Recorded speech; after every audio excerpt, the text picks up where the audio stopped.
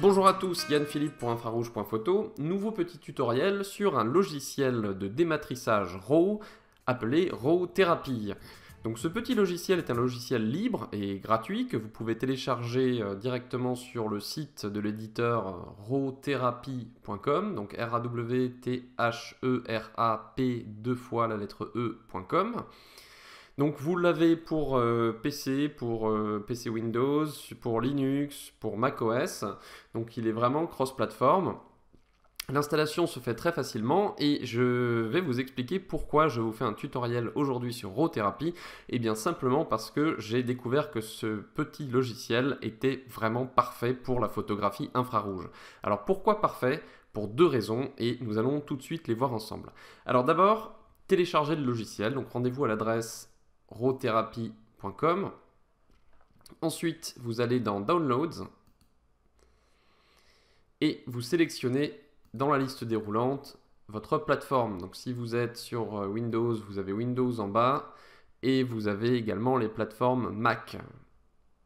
Ok, donc ensuite, vous avez juste à le télécharger en cliquant sur la dernière release, donc c'est celle qui est le plus en haut de la liste, et à l'installer sur votre machine.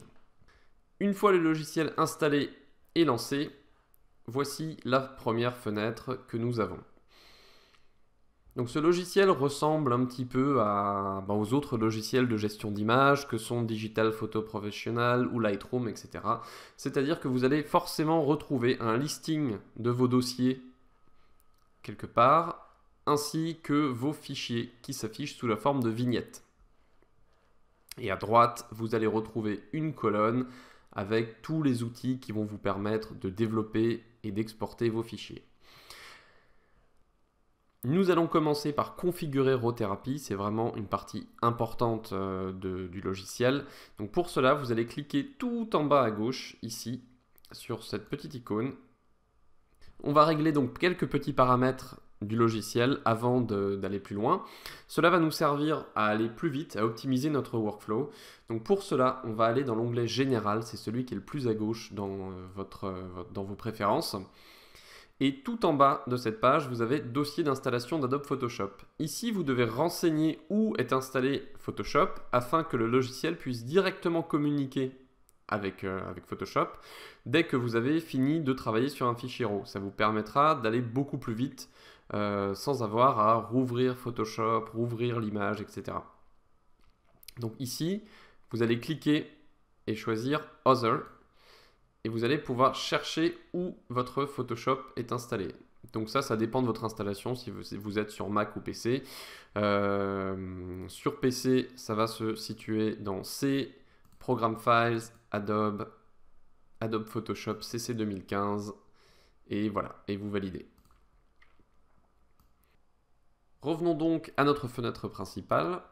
Maintenant, on va choisir un fichier RAW qui n'a pas subi de balance des blancs à la prise de vue. Donc on a une très forte dominante rouge. Donc je double-clique pour l'afficher en grand. Voilà, et donc là on arrive dans une vue plus complète qui est la vue de développement du fichier RAW. Donc vous avez toute une palette d'outils très complets et complexes sur votre droite avec plusieurs onglets comme sur Lightroom pour gérer différents paramètres, que ce soit l'exposition, que ce soit les couleurs, que ce soit les détails, etc., que ce soit les métadonnées. Vous pouvez faire pas mal de choses. Alors dans un premier temps, ce qu'on va faire, c'est faire une balance des blancs. Pour cela, je choisis ici la pipette et je viens sélectionner un blanc sur mon image.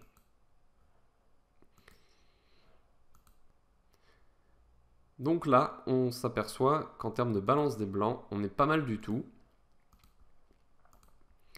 On peut d'emblée arriver à de bons résultats. Et surtout, alors là, très intéressant dans RAW Therapy, donc notre slider, le petit curseur là, qui se situe dans température, vous voyez que je peux descendre jusqu'à 1500 degrés Kelvin. Donc on va bien plus bas que dans Photoshop. Et ça, c'est un premier gros avantage de RAW Therapy sur Camera Raw. Donc je fais ma balance des blancs, Je peux également régler d'autres paramètres, hein. On peut venir régler nos contrastes, donc ça c'est dans le premier onglet. Vous voyez qu'on peut régler les contrastes. On a pas mal de paramètres assez fins sur lesquels on peut intervenir pour optimiser notre développement. Donc là par exemple, toujours dans le premier onglet, je peux venir booster un peu ma saturation.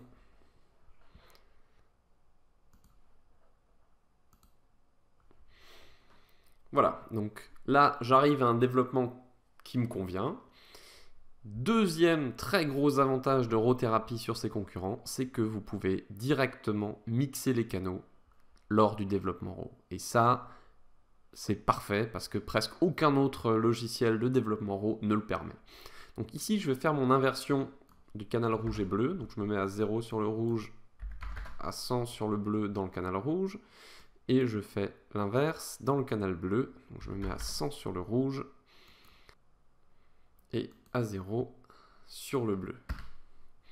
Voilà, donc là j'obtiens directement un fichier dont les canaux rouges et bleus ont été inversés. Donc j'obtiens le rendu propre à l'infrarouge que je souhaite. Donc une fois encore, et c'est ça vraiment l'avantage de ce logiciel, c'est que si maintenant le résultat ne me convient pas, je peux venir affiner mes balances de couleurs.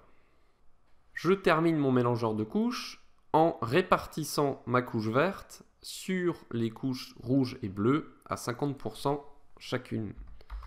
Donc je mets 50 de rouge dans mon vert, 0 de vert et 50 de bleu. Voilà, donc d'emblée, j'obtiens un développement qui me satisfait. Je peux revenir sur tous les autres paramètres après mon mélangeur de couches, évidemment. Donc gérer les contrastes, la luminosité, mes noirs, ma saturation, etc. Dans mon onglet couleurs, donc le troisième onglet, je peux venir toucher mes paramètres de vibrance. Donc là, j'active la vibrance. Pour l'activer, je clique sur le petit bouton Power situé juste à sa gauche. Et je peux intervenir sur mes paramètres de ton.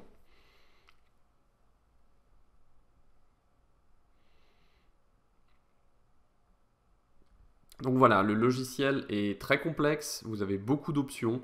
Le mieux est évidemment de les découvrir en expérimentant par vous-même sur vos propres fichiers RAW. Vous avez donc une multitude d'options dans RAW-thérapie qui demanderaient chacune presque un tutoriel complet. Pour l'instant, sachez que ce petit bout de logiciel est vraiment nickel pour l'infrarouge parce que vous pouvez d'une part gérer votre balance des blancs en deçà de 2000 degrés Kelvin et vous pouvez directement mixer les canaux dès votre développement RAW. Et pour finir, l'intégration avec Photoshop est vraiment parfaite. Donc là, quand vous avez terminé votre développement, vous cliquez sur ici cette icône, l'image va être dématricée, développée selon vos paramètres et directement ouverte dans Photoshop. Voilà, et à partir de là, vous pouvez continuer à la travailler. Si vous ne souhaitez pas l'ouvrir directement dans Photoshop et simplement l'enregistrer, vous pouvez cliquer ici sur cette icône, enregistrer l'image courante, et une fenêtre s'ouvre. Là, vous pouvez choisir où vous voulez sauvegarder votre image, changer le format d'export, donc TIFF, 8 bits, 16 bits, PNG, JPEG, etc.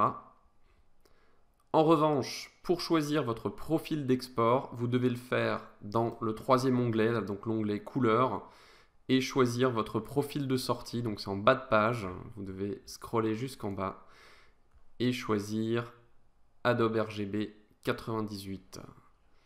Nous en avons fini avec donc ce premier aperçu très global de RAW-thérapie. J'espère que ça vous a donné envie d'essayer, de tester ce logiciel et de voir ce que vous pouvez en faire, comment est-ce qu'il peut s'intégrer dans votre flux de production infrarouge.